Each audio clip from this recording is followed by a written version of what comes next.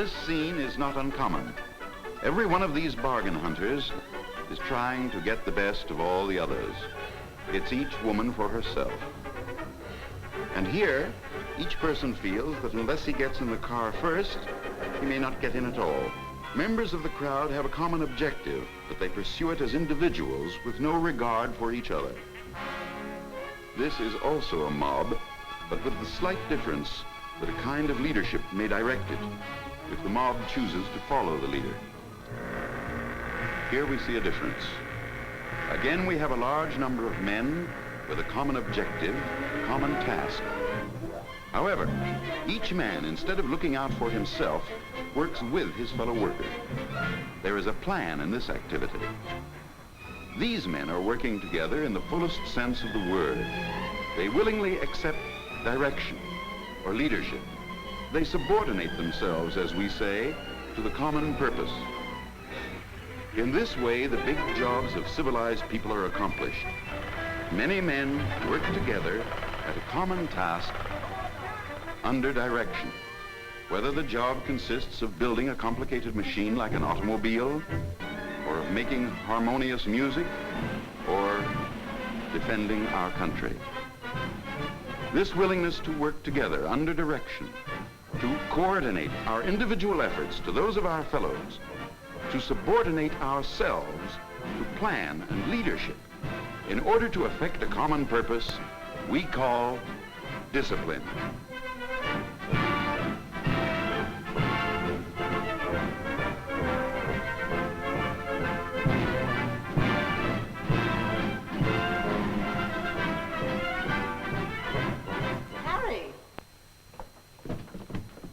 Mustn't keep the army waiting. Come on now, son. Let's see you salute.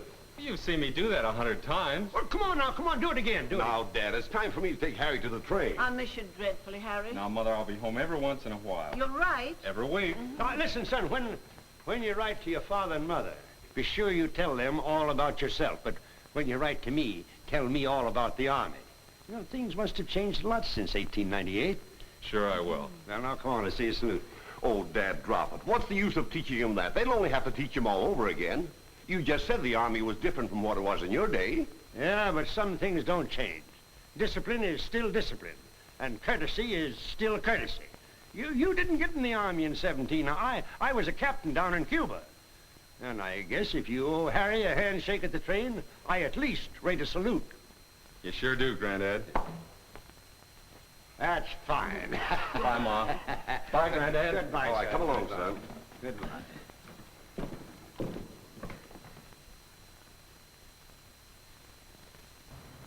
Let's see you do it now. By the numbers. And salute. 2. That's better. All right. At ease. Always look at the person saluted. Remember, the salute is a greeting between men at arms. In civil life, you wouldn't raise your hat and look the other way. When you salute an officer, it's as though you were saying, "I'm ready, sir." When an officer has finished talking to you or you to him, and you salute again, it means, "I understand." The salute should never be rendered in a slovenly or half-hearted manner. Saluting while smoking, or with one hand in the pocket, or with the coat or the overcoat unbuttoned, is in itself discourteous. And will you notice this, too, men? When you salute an officer, he returns your salute. The fact that you salute first is a courtesy you show to the office as well as to the man who holds it. And courtesy is one of the first steps on the road to good discipline. It's a mark of respect given by good soldiers to good leaders. Remember that an officer holds his commission from the President of the United States and is therefore the representative of the Commander-in-Chief of the Army and Navy. There are other leaders below the rank of lieutenant who are not commissioned by the President, but are appointed from the ranks by their superior officers. They are called non-commissioned officers. They are not entitled to the salute. You men will have to learn to know the insignia of rank. Take a look at your own sleeve. It bears no chevron. That indicates that you are a private. Private Reed, step forward. Reed is a private first class. The single chevron on his arm identifies his rank. This man is a corporal, junior, non-commissioned grade. Note the 2 chevrons on his arm. Since you already know enough to call me Sergeant, I don't have to go into any long explanation. But you better remember that I have 3 chevrons on my arm, because there are a lot more sergeants in the Army. There are 3 higher non-commissioned grades. You address them as sergeant. The first is a staff sergeant. The staff sergeant wears 1 arc under his sergeant's chevrons. The next higher grade is the technical sergeant. The technical sergeant wears 2 arcs under his sergeant's chevrons. While the first sergeant is of the same grade as the technical sergeant, you'll have more to do with your first sergeant, because he is the executive of your troop, company, or battery. The first sergeant wears the same insignia as that of the technical sergeant, except that there is a lozenge in the center of the chevrons.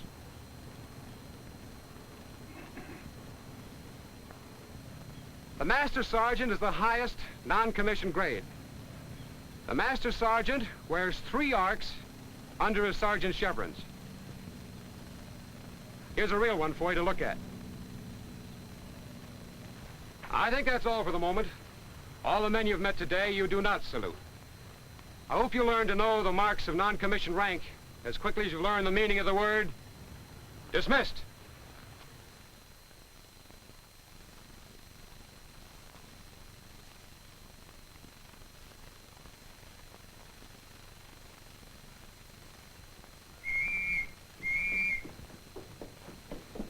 Never mind, Edie. It probably came from Harry anyway. Here she is, folks. Direct from Uncle Sam. Oh, it's for me. I haven't had a letter from him since yesterday. Well, if there's anything in here you'd understand, I'll read it to you. Yeah. Dear Grandpa, that saluting instruction you gave me comes in handy where I am now. I've been doing a little reading, too. Saluting isn't something that just came in with a radio. In the Middle Ages, knights in armor used to raise their hands to show they were unarmed, and then open their visors. Even the American Indians use the same gesture. So you see, the salute is a very ancient sign of greeting and respect. In our Army, I can't help feeling when I salute an officer or the flag that I'm paying respect to the things America means to me. Knowing how you feel about the Army, what happened last night will be of interest to you. The thing that worries me is getting straight on the officer's insignia of rank. I know that I should salute when I meet an officer, and that I should salute first and remain at salute until the officer returns it. And I know that saluting distance is that within recognition. The point is, I don't know all the insignia yet. Well, let's go to the post movie. We may see some officers there, and I'll point out the different ranks to you before we go in. Okay?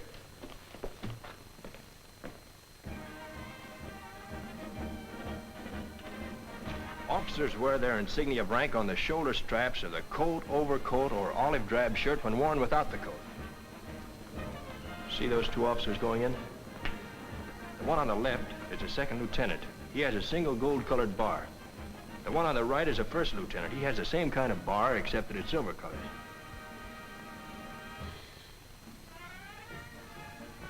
Both 1st and 2nd lieutenants are addressed as lieutenant. A captain's insignia is the same as that of a 1st lieutenant, except that he has 2 silver-colored bars on each shoulder strap. Oh, there's a warrant officer. Good evening, Chaplain. Good evening, Mr. Kelly. Chaplain Mitchell has the rank of captain, but all chaplains, regardless of rank or sect, are addressed as chaplain. He's talking with Mr. Kelly, who's a warrant officer.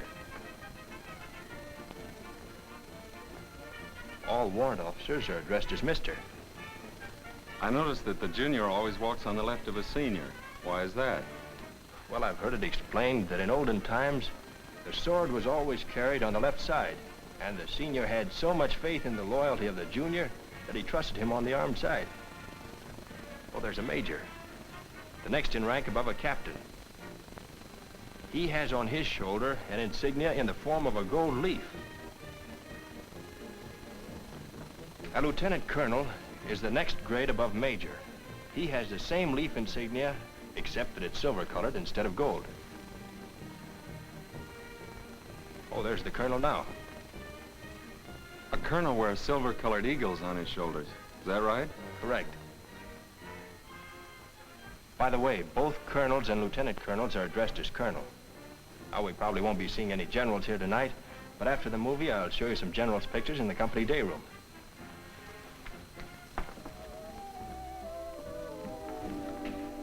Here are the generals' pictures I said I'd show you.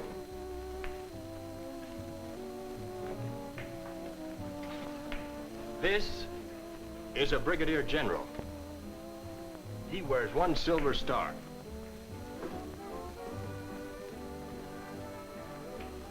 Next is a major general, and he wears 2 silver stars.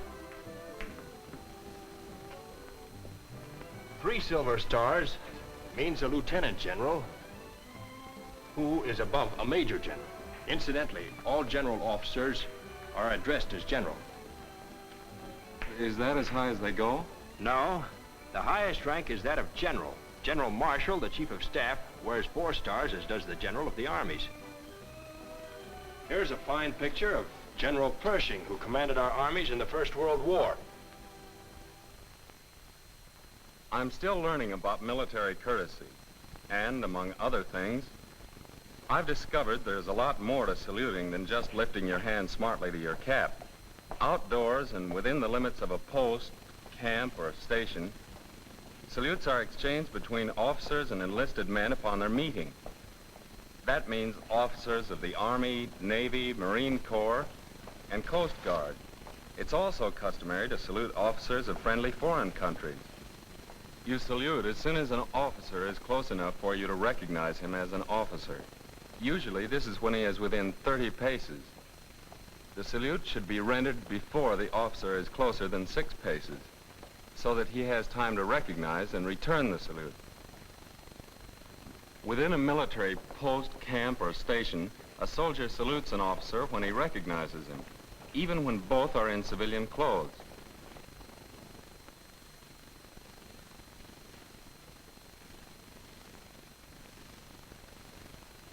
You salute as soon as an officer is close enough for you to recognize him as an officer. Usually, this is when he is within 30 paces. The salute should be rendered before the officer is closer than 6 paces, so that he has time to recognize and return the salute. Within a military post, camp, or station, a soldier salutes an officer when he recognizes him, even when both are in civilian clothes. We never salute while running or at double time, but must first change to the walk or quick time before saluting.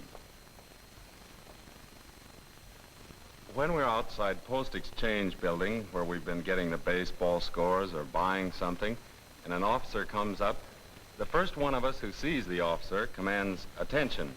Then we all come to attention and salute the officer, who returns the salute. Mostly the officer says, "as you were," and then we return to whatever we were doing.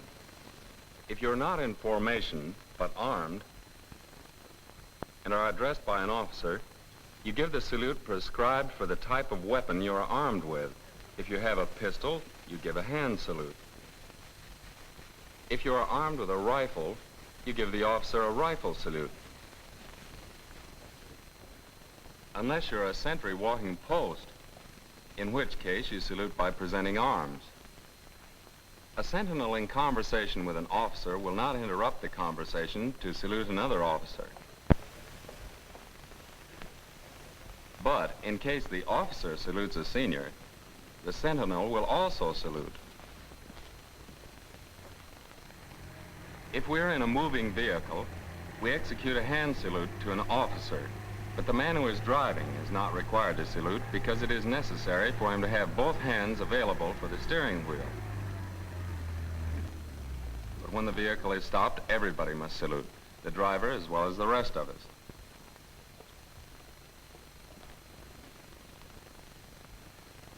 When it is obviously inconvenient, we do not salute.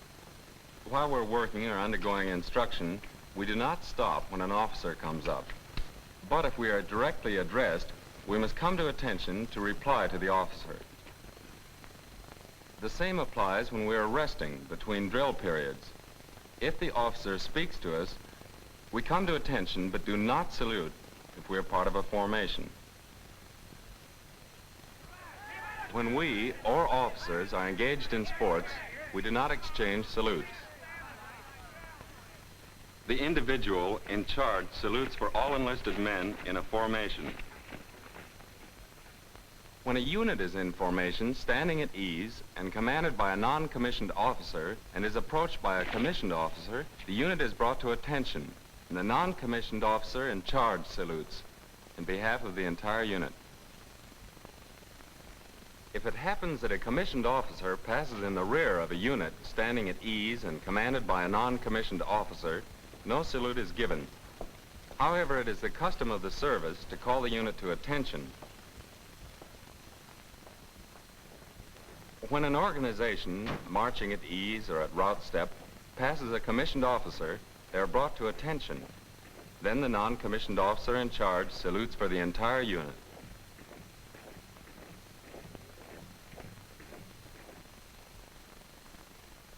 Oh, Edie! Edie!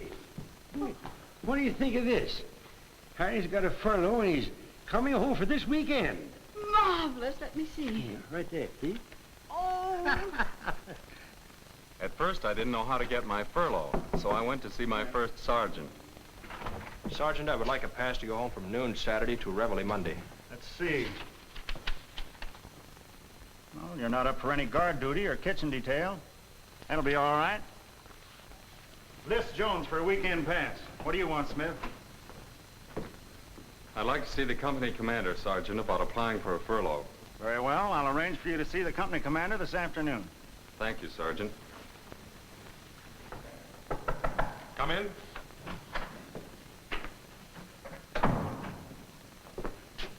Sir, Private Smith has the permission of the first sergeant to speak to the company commander. All right, Smith, what do you want? I'd like to get a week's furlough, sir. A week, eh? Well, when do you want to leave? I'd like to leave this Saturday, sir. Well, I see no reason why you can't. I'll recommend your fellow to the regimental commander, and I feel sure that he will approve it. Thank you, sir.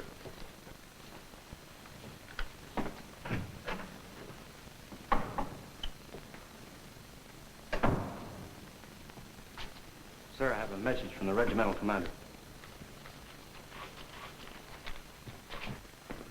Jones, I think I'm going to get my furlough. The old man said he'd recommend it to the CO. So that's swell.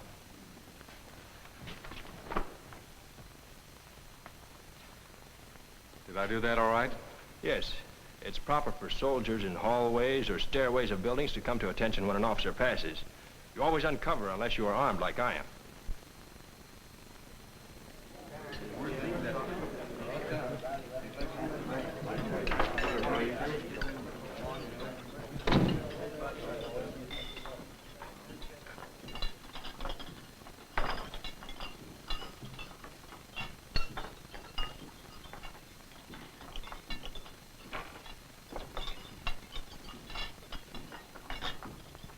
Oh, Smith, your furlough has been approved to begin on Saturday.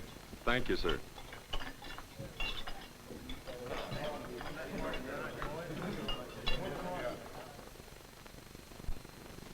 But you haven't told us yet, Harry. Did they treat you well? If they treated me any better, Mother, I'd be suspicious.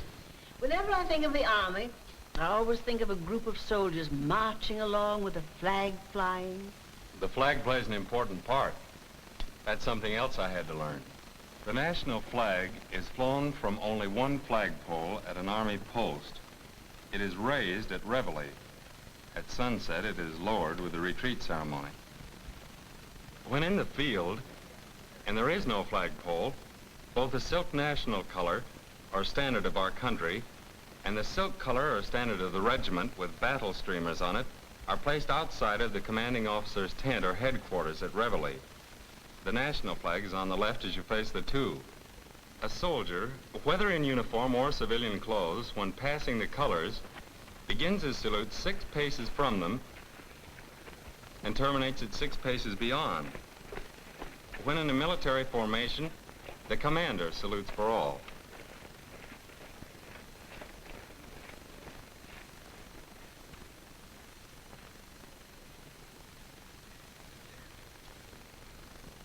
The national flag and regimental colors are carefully put in their cases at retreat.